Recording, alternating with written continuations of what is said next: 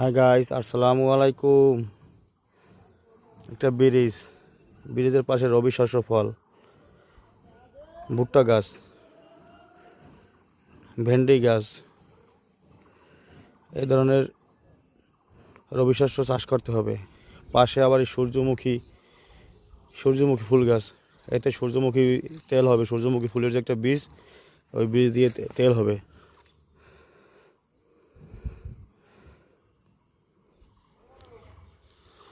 অনেক সুন্দরই লাগতেছে। এভাবে আমাদের সবাইকে সূর্যমুখী তেল গাছ,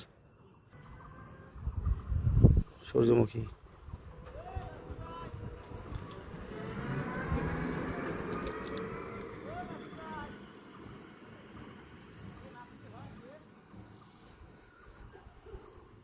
সূর্যমুখী ফুল গাছ অনেক দিন পর দেখলাম। আগে আমার বাড়িও দু একটা গাছ রোপণ করতাম। সূর্য যেদিকে যায়, সূর্যমুখী ফুলটাও সেদিকে ফেরে।